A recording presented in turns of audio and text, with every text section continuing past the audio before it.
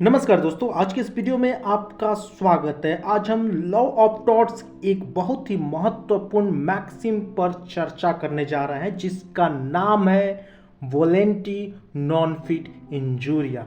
वोलेंटी non fit injuria law of torts के paper में काफ़ी बार पूछा गया है, तो इस लेक्चर को ध्यान से सुनिए।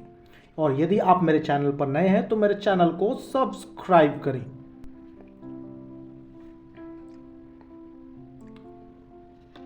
तो पहले ये समझते हैं लॉ ऑफ टॉर्ट्स क्या है।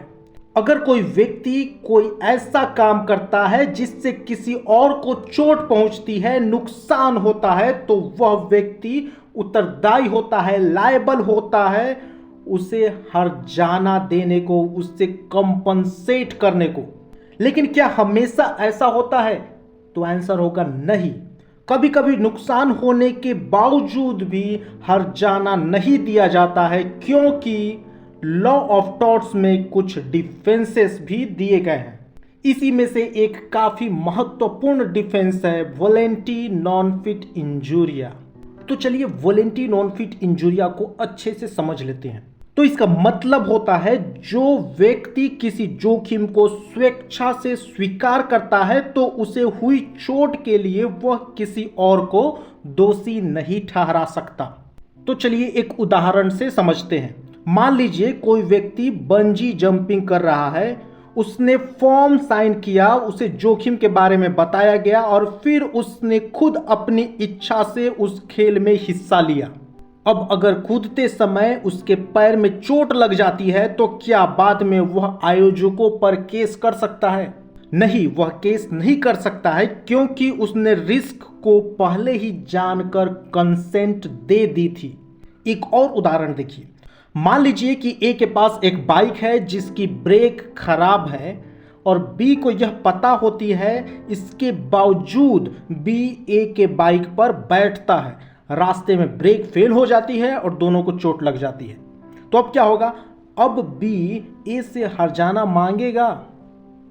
बी ए से हर्जाना नहीं मांगेगा, क्योंकि उसने जानबूझकर रिस्क लिया, अपनी मर्जी से कंसेंट दी, इसलिए ए को जिम्मेदार नहीं ठहराया जा सकता है।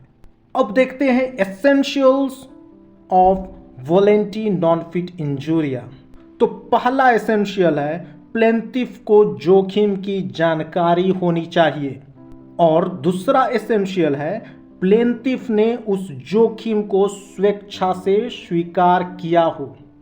अगर ये दोनों शर्तें पूरी हो जाती हैं तो डिफेंडेंट इस डिफेंस का इस्तेमाल कर सकता है और लियाबिलिटी से बच सकता है। लेकिन रुकिए, सिर्फ जानकारी होना काफी नहीं है। इस मैक्सिम को कहते हैं सैनिटी नॉन फिट इंजूरिया।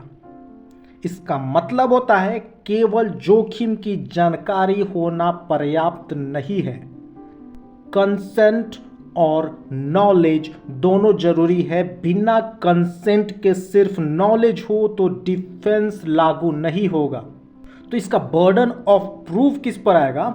तो अगर डिफेंडेंट ये दावा कर रहा है कि प्लेंटिफ ने खुद रिस्क लिया था, तो ये साबित करने की पूरी जिम्मेदारी डिफेंडेंट की होती है।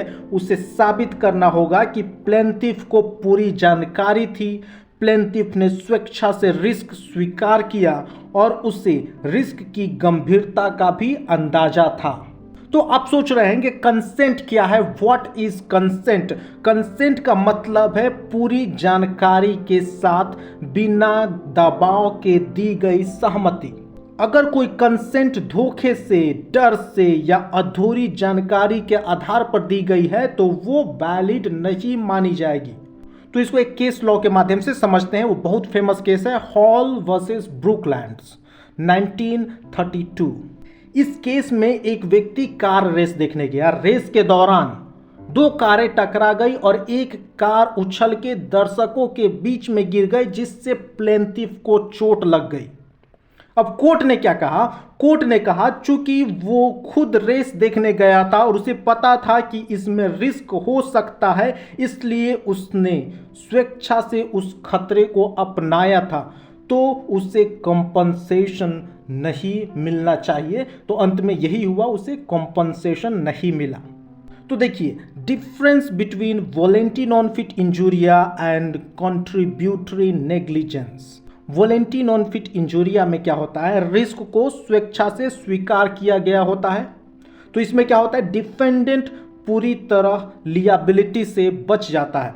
लेकिन कंट्रीब्यूटरी नेग्लिजेंस, प्लेंटिफ की खुद की लापरवाही भी हादसे का कारण होती है। कंपनसेशन में क्या होता है, कटौती होता है, लेकिन कंपनसेशन देना पड़ता है डिफेंडेंट को, लेकिन उसमें कंपनसेशन में कटौती होती है।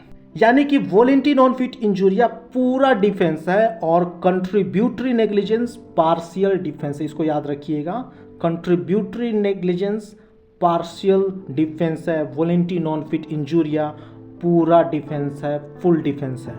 तो वॉलेंटरी नॉन फिट इंजूरिया एक बहुत ही महत्वपूर्ण मैक्सिम है जो तब लागू होता है जब कोई व्यक्ति अपनी मर्जी से किसी खतरनाक कार्य में हिस्सा लेता है और अगर उसे चोट लग जाती है तो वो कॉम्पनसेशन का हकदार नहीं होता है, क्योंकि उसने रिस्क को जानबूझकर अपनाया था। तो इसी के साथ हमारा लेक्चर कंप्लीट होता है। और यदि आप मेरे चैनल में नए हैं तो मेरे चैनल को शेयर करें, सब्सक्राइब करें एवं बेल आइकन को दबाना ना भूलें।